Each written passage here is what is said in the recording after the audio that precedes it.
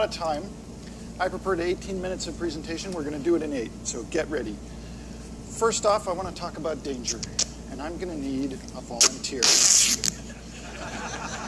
Okay, I'm kidding, but here's the thing. My wife and I wrote this book, 50 Dangerous Things, and if the slide guy backstage could get my speaker notes up here, because there's a couple of numbers that I need to refer to later, and I've already forgotten them. We wrote this book, and a child psychologist in Australia said that the book was actively encouraging children to participate in activities that could scar, maim, and kill. And this is without ever having seen the book, never read it. He completely missed the point, that the book is actually about safety. So let's look at topic number 1 in this book of scar, maiming, and killing. Take something like lick a 9-volt battery. Now, raise your hands if you have licked a 9-volt battery. Okay, this is a good crowd.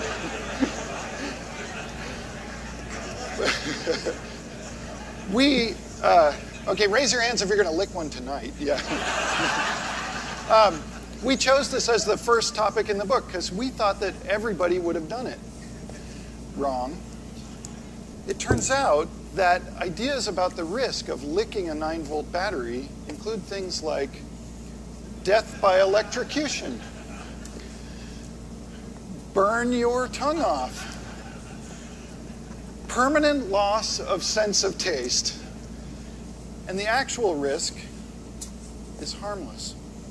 Now, according to the Centers for Disease Control, who kind of track these kinds of household accidents, there has never been not one single recorded incident of anyone being injured by licking a 9-volt battery. So where do these kinds of mythic false perceptions come from? And I think it's pretty easy to see where they come from these days.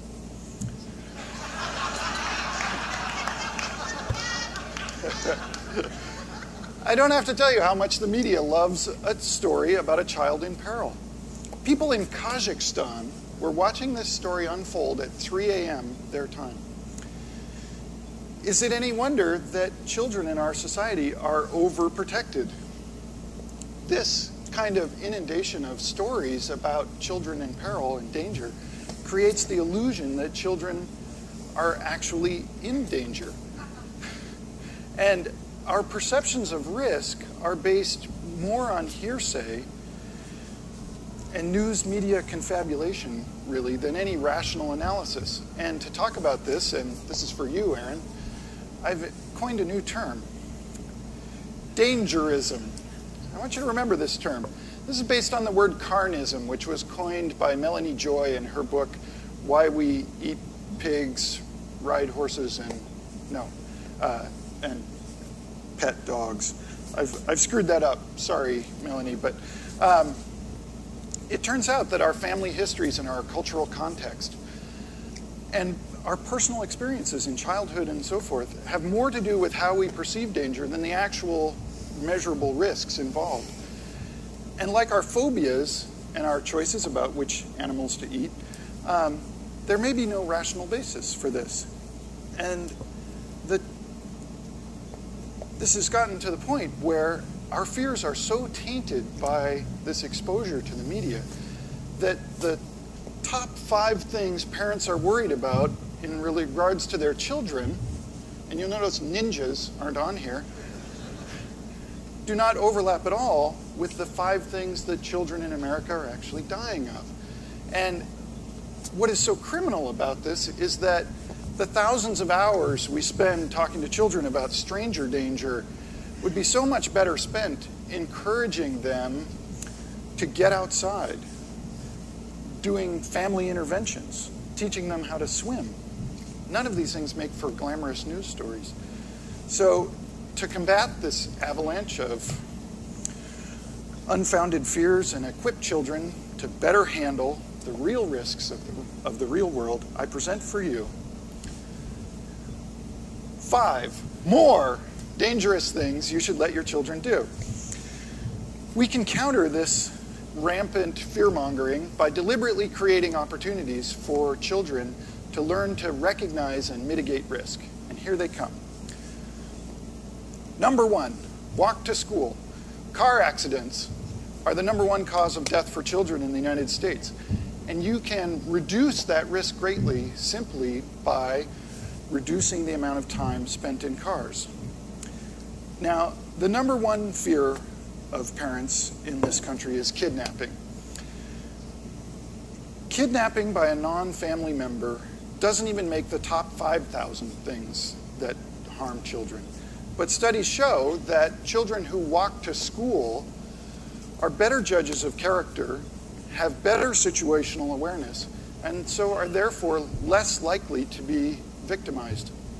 And the habit of walking pays dividends over a lifetime. Improved memory, consistent exercise habits, independence, and a long-lasting sense of well-being. Number two, climb trees. When children engage with natural play structures, they exhibit greater cognitive engagement. This is a classic study out of Germany. More attention is paid to the activity, and unlike a jungle gym, the tree requires you to figure out how to climb each moment of it. Each spot in a tree is unique and presents a unique set of challenges. The child must also take and demonstrate responsibility for themselves as they ascend up there out of reach of their parents. And there's this unique sense of freedom that comes from being up in the top of a tree. Number three, burn things with a magnifying glass. Children learn early that the sun is the source of power for almost all life on Earth. You know, we get that in grammar school. But until they have a chance to harness and direct it, it's really difficult to build an intuitive sense of just how much power there is in sunlight. It's also a great self-directed way for them to explore, discover what burns and what doesn't. And if you're worried about fire, give them a water bottle. Refraction is less intuitive than reflection, and playing with a lens helps children integrate the concept. Number four, make a bomb in a bag.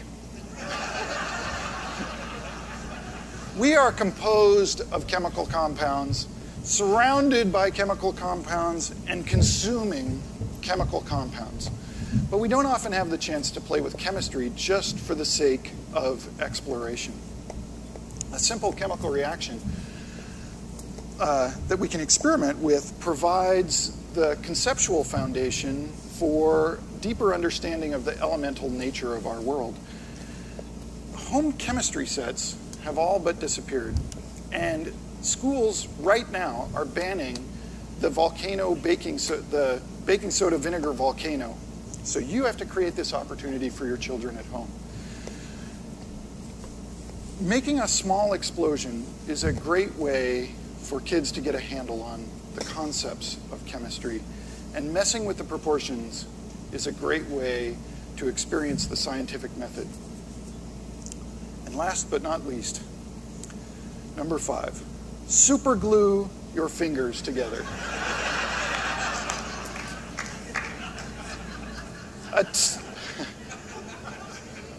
A temporary disability can help us better appreciate our physical condition. Necessity is the mother of invention, and having to figure out how to open a jar of peanut butter without your thumb forces us to be creative.